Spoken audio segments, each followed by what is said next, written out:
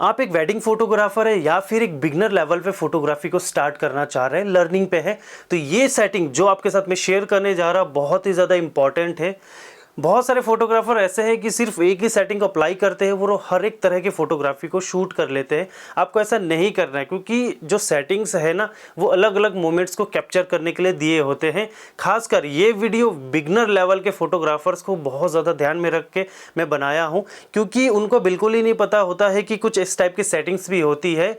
Manual mode जब हम use करते हैं तो ज़्यादातर जो फोटोग्राफर्स होते हैं शटर स्पीड, अपर्चर, आईएसओ को सेट करके फोटोग्राफी को शूट करना शुरू कर देते हैं। लेकिन आपको थोड़ा इंटरनल सेटिंग्स पे भी ध्यान रखना है, क्योंकि जो सेटिंग्स मैं आपके साथ शेयर करने जा रहा हूँ बहुत ज़्यादा इंपॉर्टेंट है। मायने नहीं रखता दोस्तों आप किस कंपनी का, किस ब्रांड का कैमरा यूज़ कर रहे हो, क्योंकि जो सेटिंग्स मैं आपको साथ शेयर करने वाला हूँ ना वो हर एक कैमरे में अप्लाई होता है। हो सकता है कि आपको कहीं ना कहीं उनके नाम अलग देखने को मिले, ठीक है। कैनन, निकॉन जैसे कंपनी में क्या जो सेटिंग्स के जो नेम्स होते हैं ना थोड़े अलग होते हैं, लेकिन काम एक जैसे ही करते हैं, तो आपको उस पर ध्यान नहीं रखना है। बट मैं जो आपके साथ शेयर करने जा रहा हूँ इसको बहुत ध्यान से सुनना है, और ये हर एक कैमरे में एक जैसा ही अप्लाई होता है। वीडियो आपके लिए बहुत ज़्यादा इंपॉर्टेंट है। ऐसे वीडियो देखने के लिए आपको सब्सक्राइब ज़रूर कर लेना चैनल को, और लाइक कर देना वीडियो को। अगर पसंद आए तो देखते देखते लाइक भी कर देना, चैनल को सब्सक्राइब करके शेयर भी कर देना अपने दोस्तों के साथ, क्योंकि ये सेटिंग्स बहुत इंपॉर्टेंट है हर एक यूज़र के लिए जो फोटोग्राफी को शूट कर रहे थे। आज थोड़ा मैं फ्री था, सोचा क्यों ना मैं आउटडोर चले जाऊं, कुछ फोटोग्राफी को शूट करूं। शूट करते करते मुझे ऐसा लगा कि जब मैं एक स्टिल फोटोग्राफी कर रहा हूं और एक मूवमेंट फोटोग्राफी को शूट कर रहा, तो दोनों में मुझे ना सेटिंग्स को चेंज करना पड़ रहा था। क्योंकि जब मैं स्टिल को शूट कर रहा था तो बहुत अच्छा आ रहा था, बट सेम सेटिंग्स में जब मैं मूवमेंट शब्द को शूट कर रहा था तो कहीं ना मोशन ब्लर आ रहा था। तो इस चीज़ को मैं थोड़ा सा समझा और जाना कि क्यों ना मैं ये सेटिंग्स आपके साथ में शेयर करूं, ताकि आपको फ्यूचर में या प्रेजेंट टाइम में कोई भी प्रॉब्लम नहीं आए। चलिए दोस्तों वीडियो में आगे बढ़कर जानते हैं क्या सेटिंग्स है वो। ये सेटिंग्स जो आपके साथ में शेयर कर रहा हूं एक बिगनर लेवल से एक प्रो लेवल के यूजर के लिए भी काफी ज्यादा इंपॉर्टेंट है।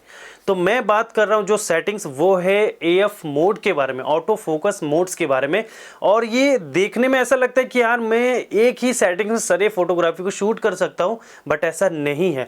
डिफरेंस ऑफ टाइप में जब बात करूंगा इसमें अलग अलग मोड्स के बारे में, तो आप जान पाएंगे कि यार मेरा सब्जेक्ट एक स्टिल है, एक मूवमेंट में है, तो मुझे वहां पे ना अलग अलग ही फोकस मोड को यूज करना चाहिए। नहीं तो आपके फोटोग्राफी में कहीं ना कहीं मोशन ब्लर, ठीक है, डी फोकस, ऐसा कुछ ना कुछ प्रॉब्लम जरूर आएगा। देखिए हर एक कंपनी के कैमरे में ना अलग अलग नेम से जाना जाता है। खासकर अगर मैं बात करूं निकॉन और कैनन जैसे अगर मैं बात करूं एएफएस, ठीक है, ऑटो फोकस सिंगल, वहीं पे जो कैनन का है वो वन शॉट के नाम से जाना जाता है। या फिर बात करूं एएफसी, ऑटो फोकस कंटिन्यू, कुछ कैमरों में सेम जैसे हैं बट कैनन में थोड़ा सा आपको डिफरेंट टाइप ऑफ मिलेगा। उसमें है एएफसी का है ऑटो फोकस कंटिन्यूस का दिया हुआ है एआई सर्वो, ठीक है। जब हम मूवमेंट सब्जेक्ट को कैप्चर करते हैं तो एएफसी का यूज करते हैं। ये सबसे ज़्यादा ज़रूरी समझना है कि मेरा जो सब्जेक्ट है वो स्टिल है, मूवमेंट में है। तो देखिए मैं बात करने जा रहा हूँ मोड्स के बारे में। तो सबसे पहले हम डिस्कस करते हैं एएफएस के बारे में, auto focus single. Auto focus single बहुत ज़्यादा यूज़ होने वाला यहाँ पे एफ मोड है। अक्सर बैडिंग फोटोग्राफी में जब हम शूट करते तो इसका जो यूज़ है ना 99% करते हैं, बट मैं तो ये कहूँगा कि जहाँ उसकी ज़रूरत है वहीं पे इसका यूज़ करें। अब ऑटो फोकस सिंगल का ये मतलब है कि ऐसा सब्जेक्ट हम शूट करते हैं जो कोई मूवमेंट नहीं कर रहा हो, स्टिल हो, अपने जगह से हिलडुल नहीं रहा हो। क्योंकि जब भी हम वेडिंग में अक्सर फोटोग्राफी को शूट करते हैं तो सामने सब्जेक्ट को हम पोज के लिए बोलते हैं कि इस टाइप की पोज कीजिए और रुके रहिए, आपको हिलना नहीं है, हिलना डुलना नहीं है, ताकि आपका जो फोटो आए ना बिल्कुल शार्प आए, मोशन ब्लर ना आए। तो इस चीज़ को हमें ध्यान में रखा जाता है। तो ज़्यादातर फोटोग्राफी हम एएफएस में शूट करते हैं और वहाँ पे हम शटर स्पीड यूज़ कर लेते हैं स्टैंडर्ड, जो 125 1/125 या 1/160 नॉर्मल शटर स्पीड को हम यूज़ करते हैं दोस्तों। उसके बाद काफ़ी सारे फोटोग्राफी हम क्या करते हैं कि वेडिंग में ही जब लोग घूम फिर रहे हैं, कई बार होता है हम कुछ कैंडिड शॉट निकालते हैं, तो हम क्या करते हैं कि हम एएफएस में ही शूट कर देते हैं नॉर्मली शटर स्पीड में। बट आपको ऐसा नहीं करना। इन केस अगर कभी भी आप एएफएस में ही शूट कर रहे होते हो तो आपको ये ध्यान रखना है कि मैं फ्लैश, एक्सटर्नल फ्लैश यूज़ कर रहा हूँ। क्योंकि एक्सटर्नल फ्लैश यूज़ करने से क्या होता है कि अगर सब्जेक्ट मूवमेंट में भी है तो हम उसको फ्रीज़ कर सकते हैं। क्योंकि जो फ्लैश की पावर होती है बहुत ही ज़्यादा होती है। वहाँ पे क्या होता है, आपके जो सब्जेक्ट होता है ना वो फ्रीज हो जाता है। तो आप अगर यूज़ करें फ्लैश तो आप AFS में भी काम कर सकते हो, नहीं तो दूसरा जो सेटिंग्स है AFC वहाँ यूज़ कर सकते हो। कैनन में AI सर्वो के नाम से जाना जाता है। जब आपका लगे सब्जेक्ट मूवमेंट में है, ठीक है, तो आप वहाँ पे AFC का यूज़ करो। खासकर बड़े लोगों के लिए कोई प्रॉब्लम्स नहीं है वेडिंग में अगर मैं बात करूं, क्योंकि उनको समझ है कि सामने फोटोग्राफर क्या बोल रहा है, हमें पोज करना है, मूवमेंट करना है, वो अंडरस्टैंडिंग है, वो समझ में आता है। बट कई बार आप जब किसी बच्चे की फोटोग्राफी को शूट कर रहे होते हो, बाई चांस कि आप किसी एनिमल की फोटोग्राफी को शूट कर रहे होते हो, ठीक है, तो वहाँ पे आप उनको समझा नहीं सकते हो ना। तो वहाँ पे सबसे अच्छा जो ऑप्शन होता है ना दोस्तों, वो होता है AFC auto focus continuous AI servo.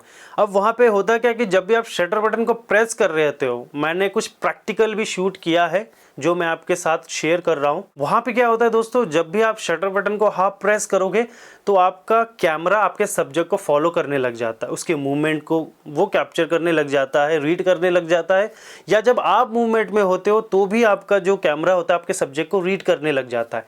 अगर आप स्क्रीन पे देख रहे होंगे तो कुछ इस टाइप से ही वो उसको फॉलो करने लग जाता है, ठीक है, रीड करने लग जाता है। आपको ये भी ध्यान रखना है कि जो मूवमेंट की जो स्पीड है वो कितनी है, नॉर्मल वॉकिंग है, डांसिंग है। फोटोग्राफी में अगर वेडिंग में अगर बात करूँ तो ज़्यादा से ज़्यादा डांसिंग होती है, इससे ज़्यादा मूवमेंट और कुछ नहीं होता है। बट बात करूँ मैं आउटडोर की, कुछ और टाइप्स ऑफ फोटोग्राफी की, ठीक है, आप एनिमल फोटोग्राफी कर रहे हैं, ठीक है, आप वर्ड फोटोग्राफी कर रहे हैं, तो इसमें डिपेंड करता है कि आपके सब्जेक्ट की मूवमेंट कैसी है, उसी अकॉर्डिंग आप शटर स्पीड को भी यूज़ कीजिए। आपको लगे कि यार ये बहुत ज़्यादा फास्ट है तो आप शटर स्पीड को इंक्रीज़ कर सकते हो।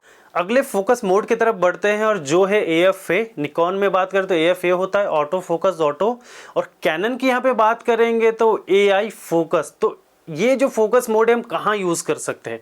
अब मान लीजिए कि आप फोटोग्राफी शूट कर रहे होते हो और आपको लग रहा है कि मेरा जो सब्जेक्ट है वो स्टिल है, मैं यहाँ पे उसके फ़ोटो को शूट कर सकता हूँ, बट जस्ट सेकंड में वो मूवमेंट में भी आ सकता है। खासकर जब हम वाइल्ड लाइफ में होते हैं, खासकर किसी बच्चे की शूट करता है, एनिमल शूट कर रहे होते हो, वहाँ लग रहा है कि यार वो स्टिल है, वो रुका हुआ है, बट वो कभी भी मूवमेंट में आ सकता है।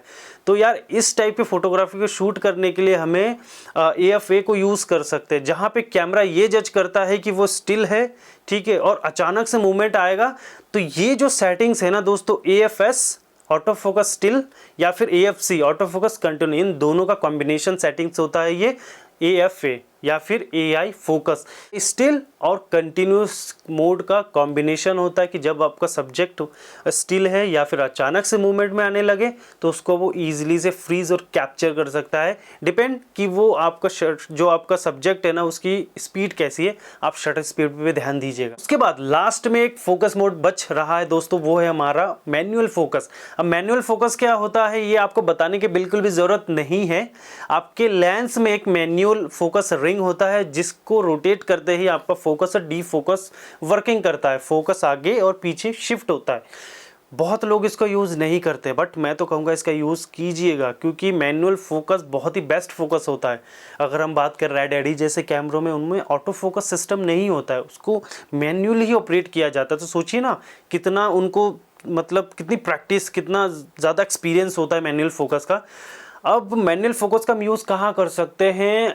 मान लीजिए कि आप एक जगह खड़े हो, ठीक है, आपकी मूवमेंट नहीं होनी है, आपका सब्जेक्ट एक सब्जेक्ट आगे और एक सब्जेक्ट पीछे, बैकग्राउंड में है कि एक फोरग्राउंड में है, आप कैमरे को मूवमेंट नहीं कर सकते हो, आपका सब्जेक्ट स्टिल है, वो भी मूवमेंट नहीं हो सकता है।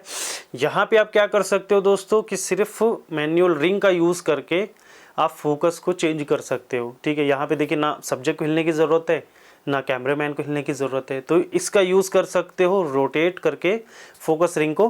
कई बार ऐसा होता है दोस्तों कि हम वाइल्ड लाइफ शूट करने जाते हैं या फिर हम नेचर फोटोग्राफी को शूट कर रहे होते हो, तो ऑटो फोकस के यूज़ करने से क्या होता है, हमारा कैमरा फ्रंट में ही फोकस करेगा, सबसे पहले जो देखे उसको फोकस करेगा। बट आप मान लीजिए कि बैकग्राउंड में कुछ चीज़ें दिख रहा है, ठीक है, फोरग्राउंड पे आप शूट नहीं करना है, बैकग्राउंड पे दिख रहा है, तो आप कोशिश कीजिए मैनुअल का यूज़ करेंगे। वहाँ पे क्या कि जैसे रिंग को आप रोटेट करेंगे आपका फोकस बैकग्राउंड में शिफ्ट हो जाएगा, तो वहाँ पे शिफ्ट होने से ये होगा कि आपको एक शार्प फोटो मिल जाएगा। तो ये अच्छा ऑप्शन है मैनुअल रिंग का।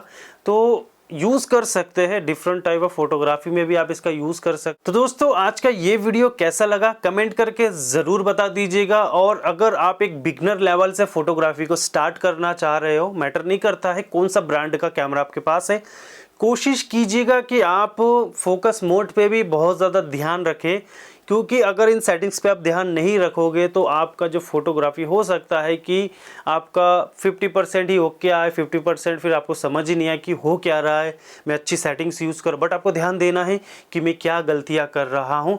वेडिंग फोटोग्राफर ज़्यादातर ये सोचते कि यार मैं किसी एक सेटिंग्स को अप्लाई कर दूँ और डिफरेंट टाइप ऑफ फोटोग्राफी कर दूँ।